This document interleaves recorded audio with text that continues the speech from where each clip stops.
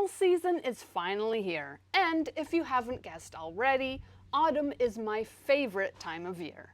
I adore fantasy, but also enjoy all things creepy and supernatural. So I'm in my element. I have a tattoo of a werewolf on my arm. That's how dedicated I am. That's why this year I'm excited to share the many books I plan to read for the season, which include a blend of fantasy and horror, of ghosts and vampires, of novels and anthologies. If you'd like some ideas of what you should be reading this season, grab a pumpkin latte or hot chocolate, topped with whipping cream if you can, a blanket, some candles, and settle in. The first book on my list is The Night Circus by Erin Morgenstern. This is one of those books that's both forgotten and fondly remembered. It doesn't always make the top 10 lists, and it isn't as famous as Harry Potter. But do a little research on the best fantasy novels, and it's a novel that continually comes up. This book gives Caraval vibes. However, I like this story more than Caraval, and it debuted before that series. We follow a traveling circus, which only opens at night. However, unbeknownst to its visitors, this circus is more than meets the eye. Sustained by magic, it is the chessboard for two competing magicians, bound from childhood to compete until one emerges a winner. Having heard good things about this book, I'm excited to dive into this one, as it promises magic and autumn vibes, without being too creepy.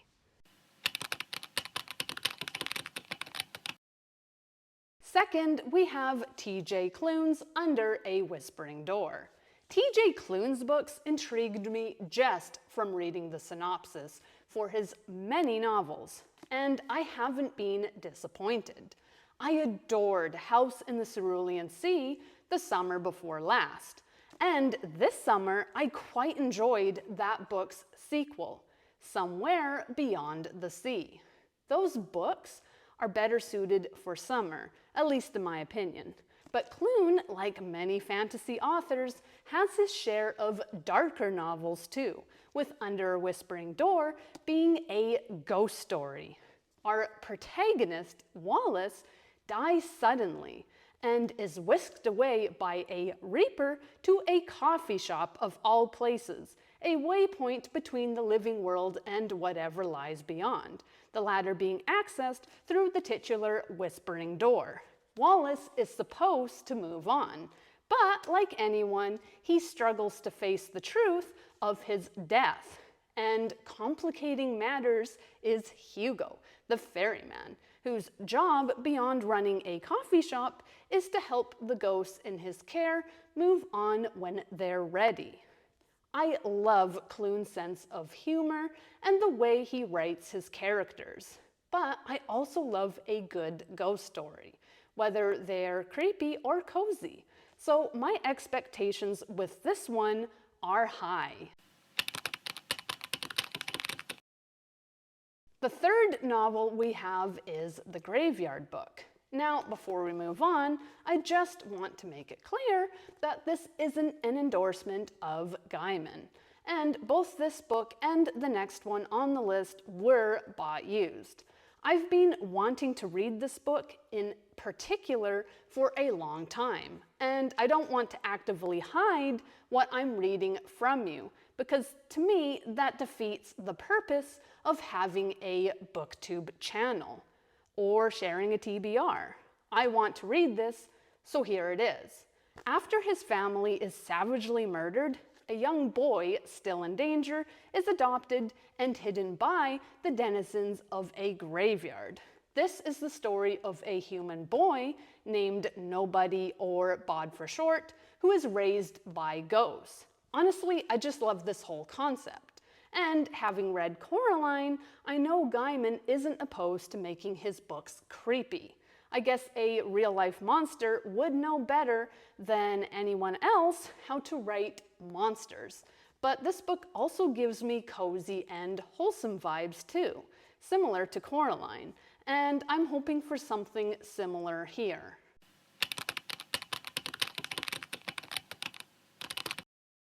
The other Gaiman book I have is The Ocean at the End of the Lane.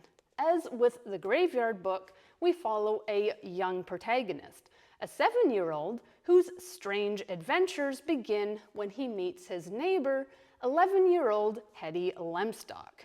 She takes him past her pond, what she refers to as her ocean, and our young hero soon realizes things aren't as they seem. This book, more than many others, is shrouded in a lot of mystery. I've heard it referred to as Coraline's spiritual successor, which intrigued me, but it promises to offer something on its own. And from the cover art alone, you can tell this book is going to be unsettling, making it perfect for getting me into the spooky mood. At number 5, we have Stephen King's The Body. It's been a long time since I've read a Stephen King novel. A few years ago, I tore through nearly all of his top reviewed novels and a number of his lesser-known books. And I loved every one, but I've been distracted by other books and life itself, so I'm thrilled to pick up The Body.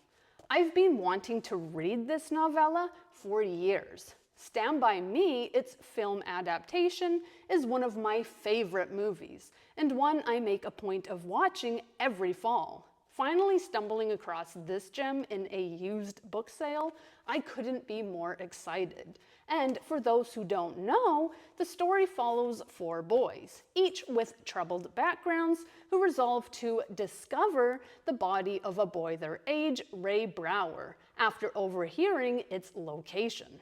The story I know from the movies is wholesome, unsettling, and rich. A real coming-of-age story, which is one of King's best, sustained not by supernatural happenings, but by a very human element. All of King's work is great, his characters no less so, but Stand By Me is touching, and I'm curious to see how much the book is like the movie, and whether or not I prefer this version or the film adaptation.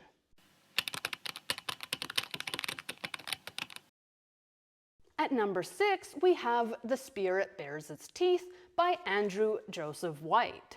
The story takes place in the Victorian times, but in this version of our world, there exists a powerful group known as the Speaker Society, made up of special individuals, men and women, who can communicate with the dead, differentiated from other people by their purple eyes.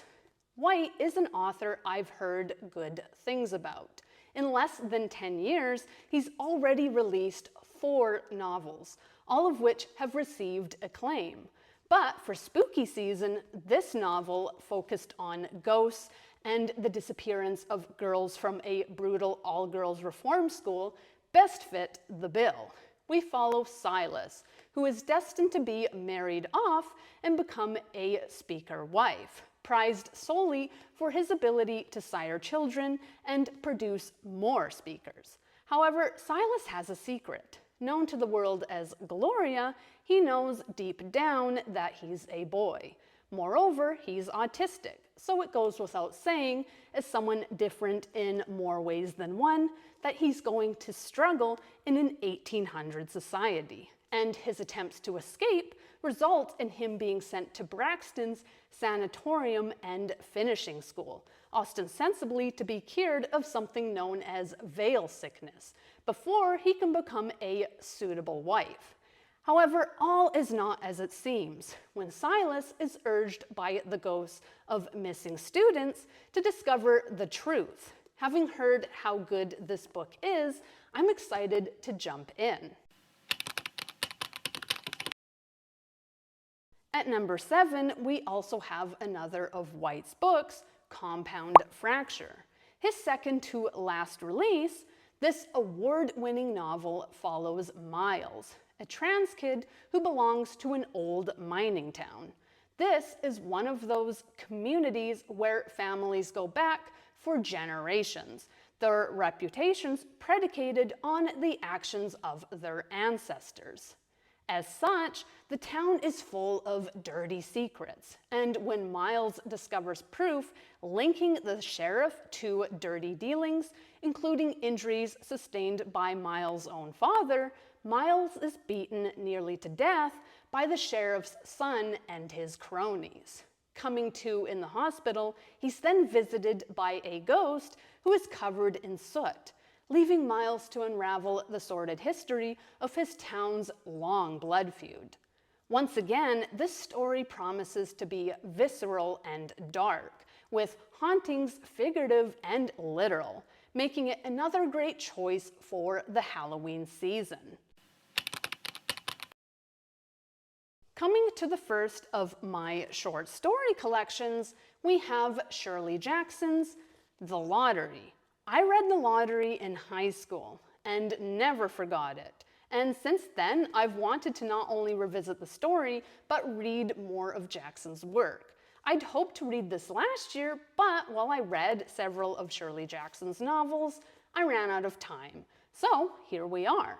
Shirley Jackson excels at finding the unsettling in the everyday, making horror of our mundane lives and of places or things which would otherwise be painfully ordinary. The Lottery, by the name, sounds like it should be a good thing. But from the story's opening pages, the atmosphere is tense, anticipatory, and unsettling. Having loved Jackson's books with We Have Always Lived in the Castle and The Bird's Nest being particular favorites of mine, I am excited to read her most famous or infamous story for the second time.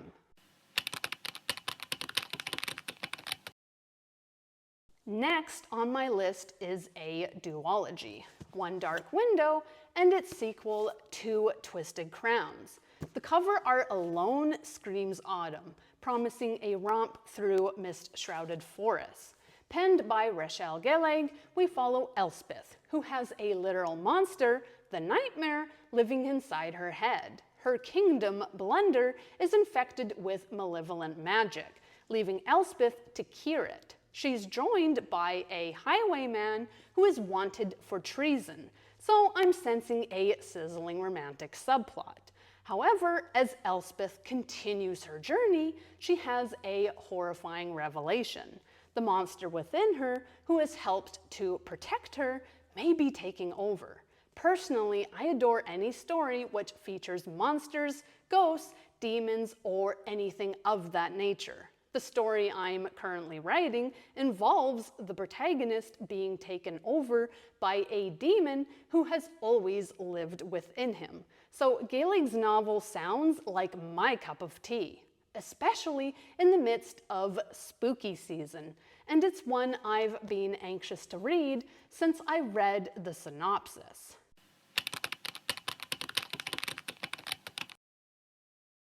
Then at number 10, we have Ava Reid's The Wolf and the Woodsman, which promises to be a dark fairy tale in the vein of Juniper and Thorn. I loved Juniper and Thorn when I read it, so I'm hoping for similar dark magic here. The story opens in a pagan village, where our heroine, Yvette, is the only individual without powers. Being an outcast, Yvette is easily betrayed by her fellow villagers when the king's men seek a sacrifice. However, before the band of soldiers can get far, they're attacked, leaving only two survivors, Yvette and the captain, who also happens to be a prince in exile. Promising the overthrow of the woodsman's power-hungry brother, and in enemies to lovers romance, this book still gives off the fairy tale vibes for which Reid is known, blending untamed landscapes with gritty medieval cities, perfect for the autumn season. At number 11, we have Angela Carter's Wise Children. Carter wrote a number of novels and short story collections. She is best known for her collection The Bloody Chamber, which later inspired Carter's film In the Company of Wolves, an 80s werewolf fever dream full of lush visuals and themes of womanhood and the reclamation of feminine power. Having loved In the Company of Wolves, I had to read The Bloody Chamber. And having loved The Bloody Chamber, I had to read more of Carter's work. Last autumn, I did just that, reading Nights at the Circus and The Magic Toy Shop. I loved them both, and Wise Children, another of her novels, promises to be similarly weird, as we follow the Chance twins, Dora and Nora, who exist within a theatrical family. I loved The Magic Toy Shop for its exploration of messed up family dynamics, and Nights at the Circus for its bizarre take on the performance arts. So Wise Children promises to blend the two, creating another freakish fever dream that also serves as a family drama, something I also love. I've compared Carter's writing to Anne Rice's before. Given both use gorgeous language to describe the macabre and the psychologically disturbing. But Carter is an underrated voice of her own, and I can't wait to read more of her. I've heard from several booktubers how great T. Kingfisher is, which understandably gave me FOMO. Kingfisher has a healthy body of work, ranging from the cozy to the dark. And being the avid fantasy fan I am, I'm honestly wondering how I slept on her work. That's why I've resolved to correct my oversight with Nettle and Bone, one of her newer and spookier offerings. Here we're promised yet another dark fairy tale, centered on Mara, the youngest of 3 princesses. In classic fairy tales, the princess is swept off her feet by the prince. But in this novel, our villain is the prince. And Mara, after a quiet life in a convent, vows to stop her older sister's husband and torment her for good. In doing so, she must complete 3 nearly impossible tasks, and she is joined in her quest by a motley crew of bizarre figures, including everything from a failed knight to something known as a grave witch. I love fairy tales, especially those with grim twists, but found families as well. One of my favorite parts of the Witcher novels was when Geralt traveled with a bunch of supernatural misfits. And we see similar dynamics play out in one of my favorite video game series, Dragon Age. I just love stories where a bunch of oddballs get together. So this seals the deal for me, promising me eclectic heroes and subverted fairy tales. Not a horror novel, but something that captures the autumn vibes. Second to last on this list, we have A Dowry of Blood. I don't know much about this book beyond the fact we follow one of Dracula's wives, who's become disillusioned by her husband's less than stellar treatment of her. With Angela Carter and T. Kingfisher being on this list, it should be apparent I have a soft spot for clever feminist subversions of classic stories, especially those like Dracula, which I already loved in their original incarnations. I'm obsessed with vampires in general, so I needed a vampire fix, and I've repeatedly heard good things about this book. It's one I've been wanting to read again for some time, but it wasn't until recently that I was lucky enough to find an affordable copy for no more than $10.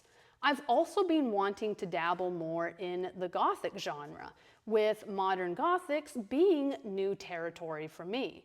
And what better time than the autumn to revisit one of the most classic Halloween novels out there.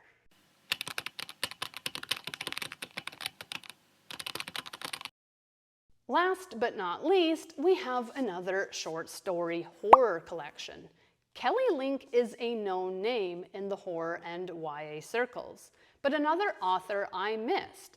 I first learned about her, fittingly enough, in her foreword to Angela Carter's The Bloody Chamber. Being a fan of Angela Carter, I am eager to read an author who was inspired by her. Link's work is supposed to be every bit as weird as Carter's, exploring everything from superheroes to ghosts, evil twins to inclement weather. Others have also compared her directly to Angela Carter, so she should be right up my alley, and I'm excited to have a short story collection to break up the novels in my spooky pile. In truth, these are only the beginning of the novels and collections I plan to read this fall. But given how much there is to cover, additional books, assuming I get through all of these, will be covered in a second TBR video, where I'll also discuss the books I'll be reading in November. From ghost stories to dark fairy tales, I hope I've given you some ideas for what you can read to get into the spooky season. As always, thank you for watching and happy reading.